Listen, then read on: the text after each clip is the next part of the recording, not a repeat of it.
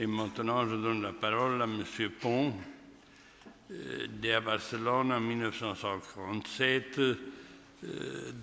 qui essentiellement a eu son activité dans le monde de la comptabilité, le monde de l'enseignement comme professeur dans l'Université de Barcelone, dans les organisations académiques sur le droit et sur l'économie, qui a publié toute une série de livres que je voudrais bien lire, mais qui seraient probablement trop longs, et qui est directeur adjoint du groupe de recherche interuniversitaire rattaché à l'Université de Barcelone, séminaire de droit tributaire spécial, aussi membre du conseil consultatif de la revue des impôts, du conseil éditorial de diffusion juridique, thèmes d'actualité, etc., etc. En somme, une personne qui a une préparation rigoureuse et excellente dans cette branche des sciences économiques qui est la comptabilité et l'étude de l'économie en général. Je suis sûr qu'il va nous compléter ces idées qui ont eu ce matin par sa vision de la crise que nous traversons. Merci, M. Pont. Merci.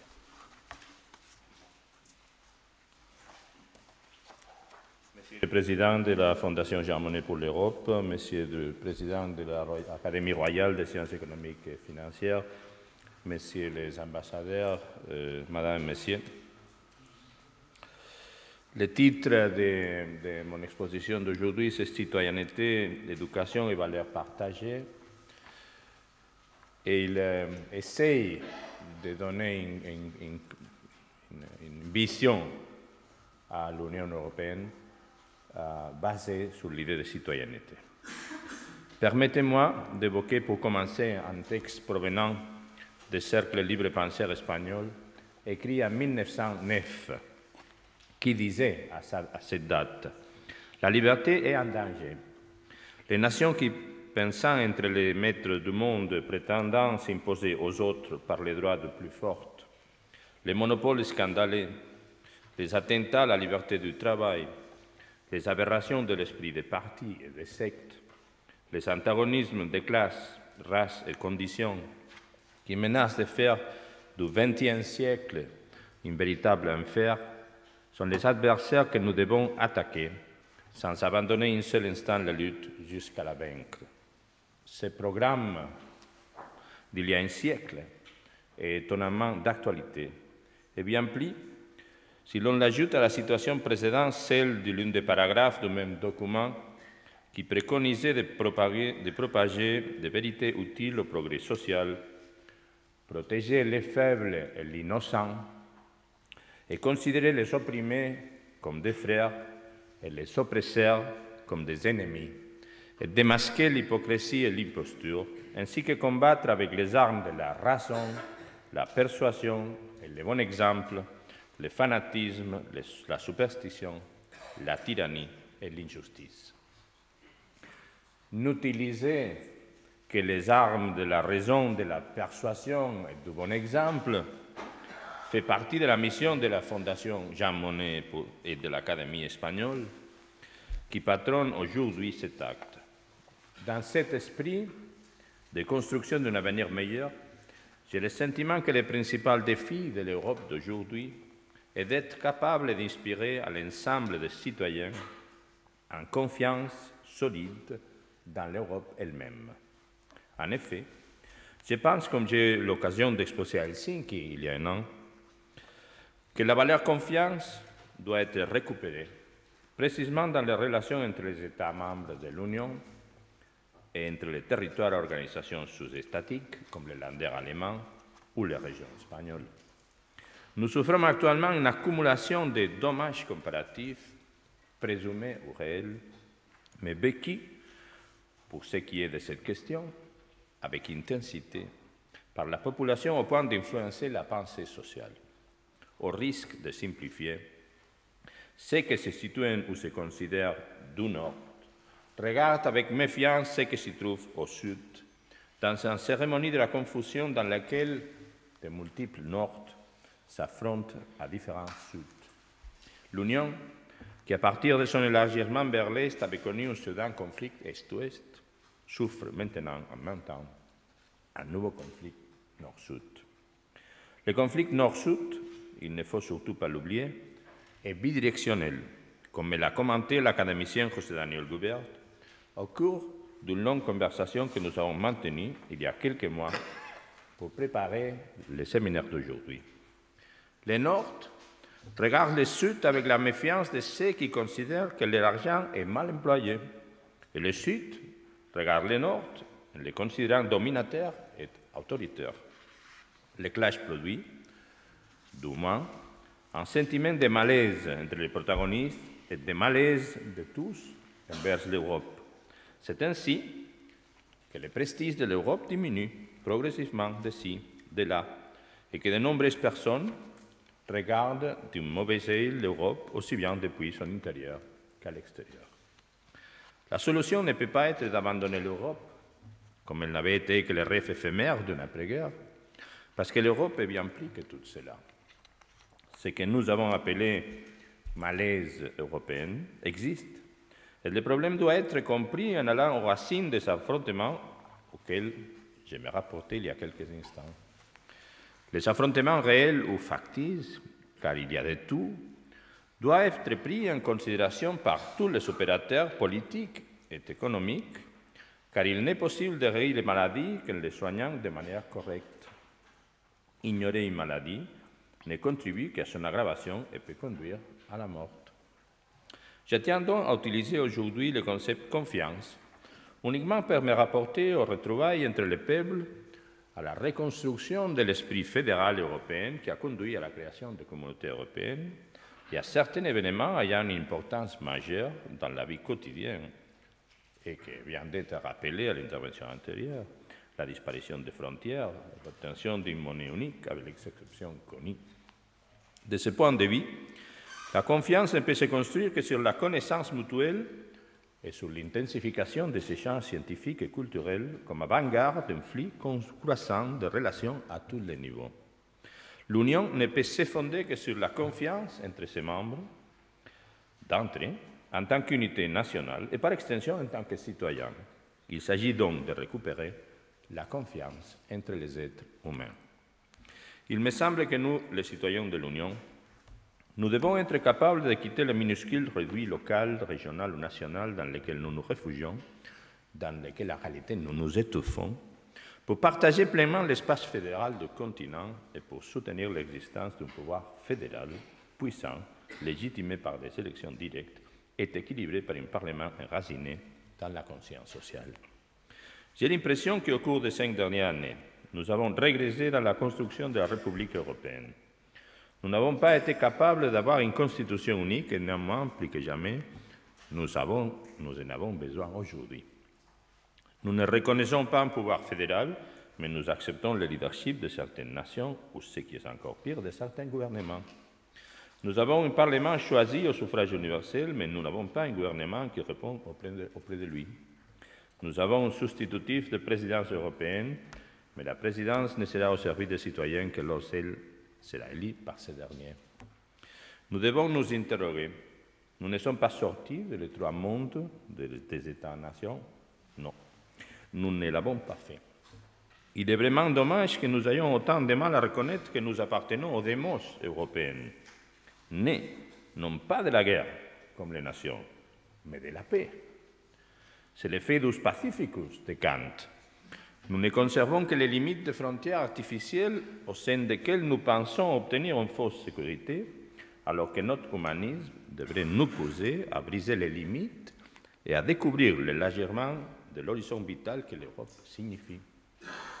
J'ai ressenti une grande tristesse en voyant combien l'opinion publique a été très critique quant à la décision de décerner l'année dernière le prix Nobel de la paix à l'Union européenne.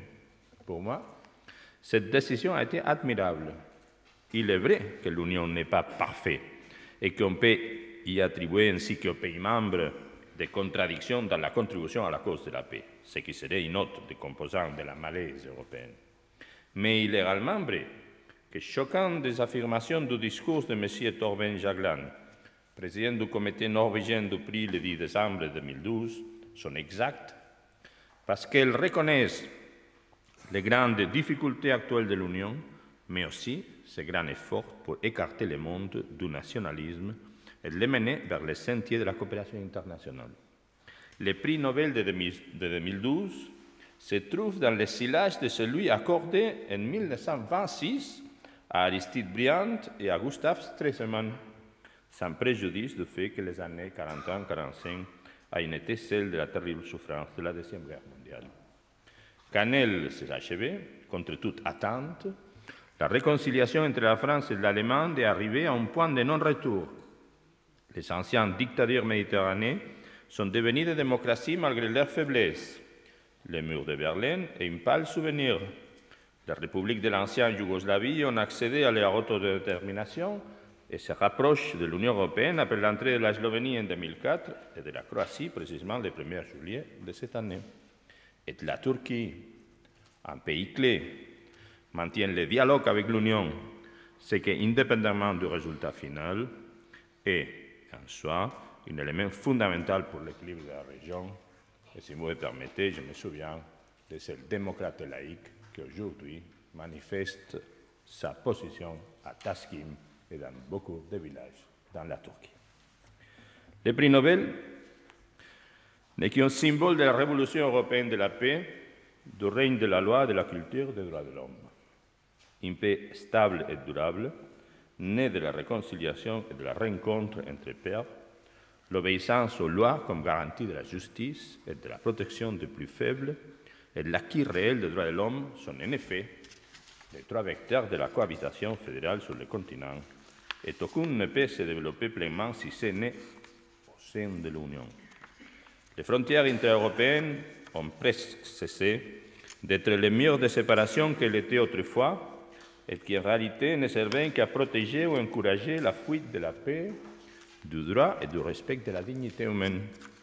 En ce sens, l'héritage du Conseil de l'Europe et de l'Union européenne au XXe siècle et pour les générations à venir est constitué par le travail naissant de la mise en œuvre de valeurs partagées par l'ensemble de la société européenne. Nous, qui avons un engagement par rapport à la science, parce que nous avons foi en l'homme, nous devons préserver cet héritage en contribuant à la génération d'une pensée sociale qui soit le substrat de la transformation de l'Europe en une fédération.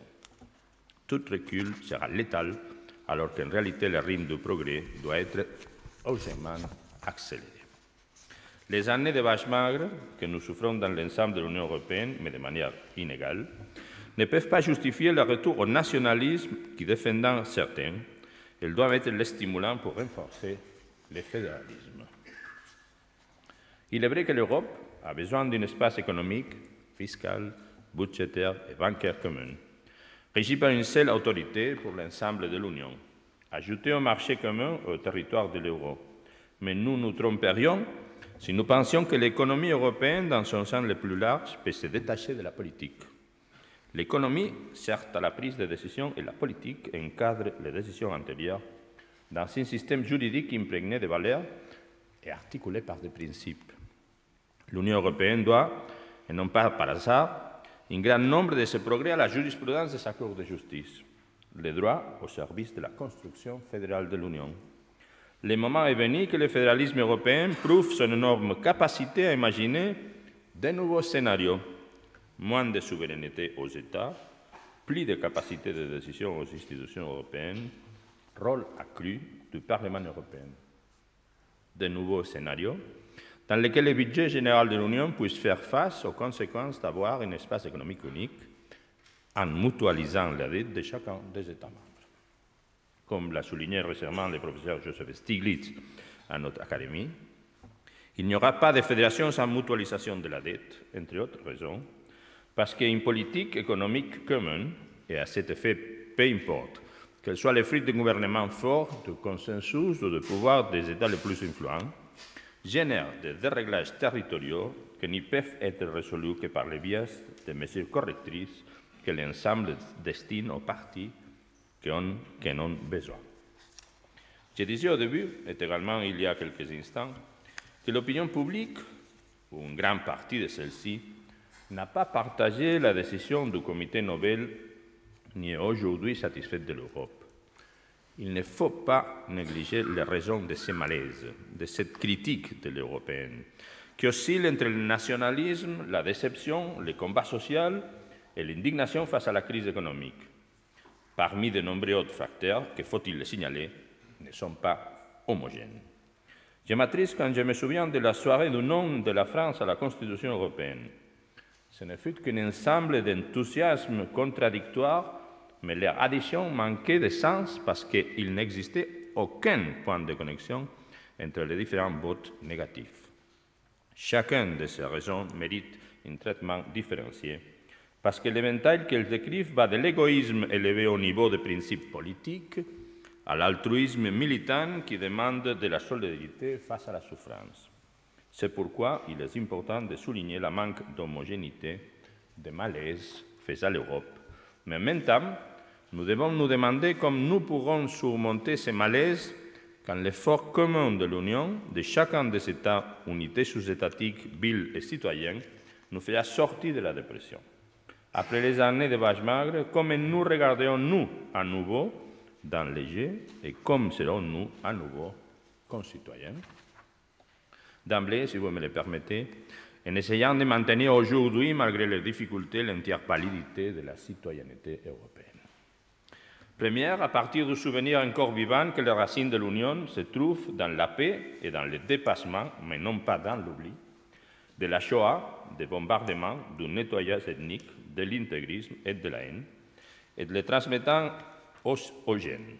En ce sens, le travail de la Fondation Jean Monnet pour l'Europe, mémoire de la construction européenne, est admirable. Deuxième, et maintenant et en augmentant les programmes d'échange entre les jeunes qui aident à estomper les barrières sociales, culturelles, nationales et linguistiques.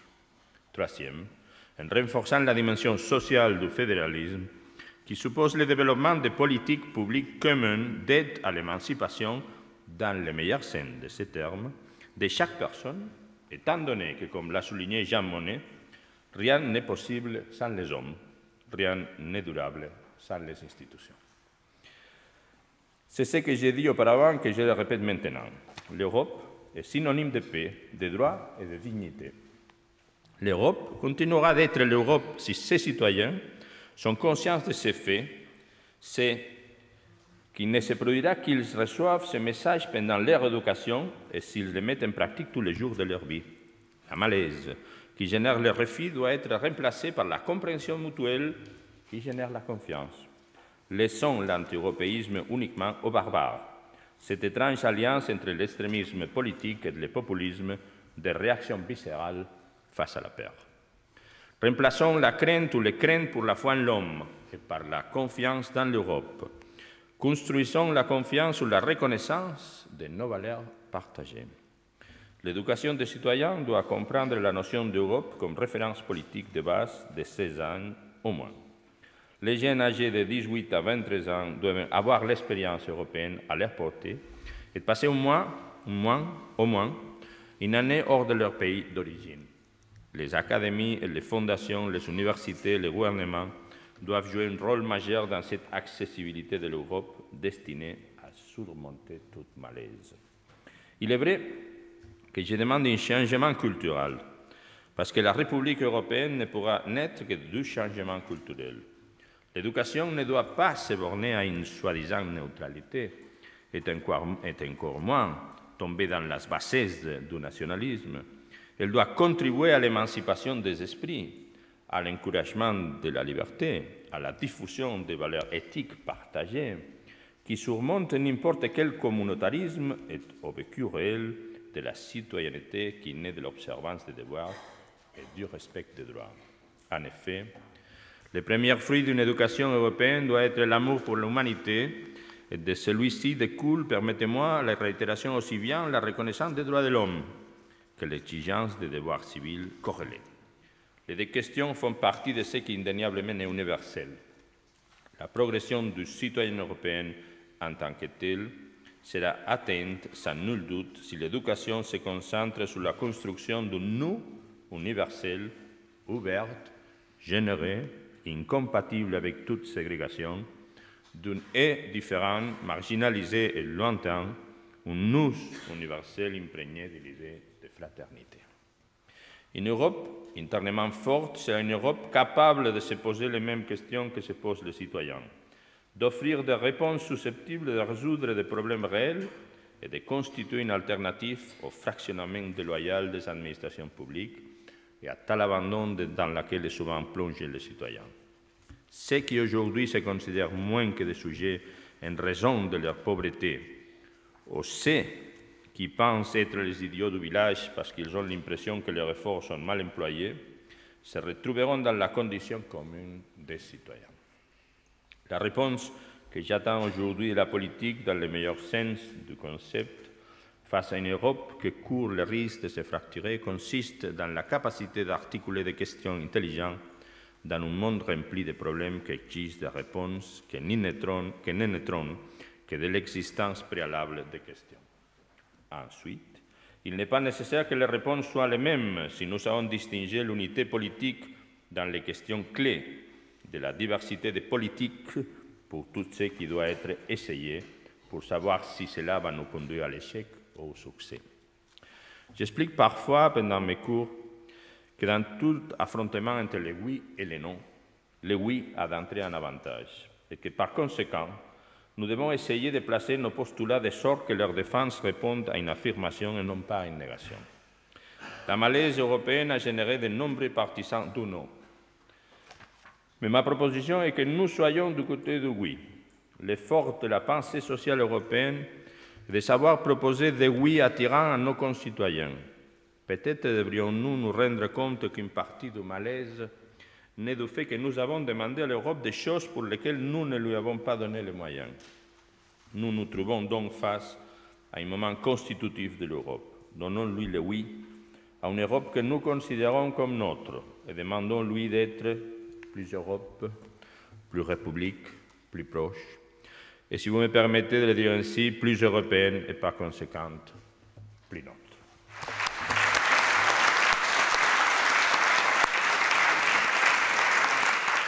Merci, M. Ponte, de votre réflexion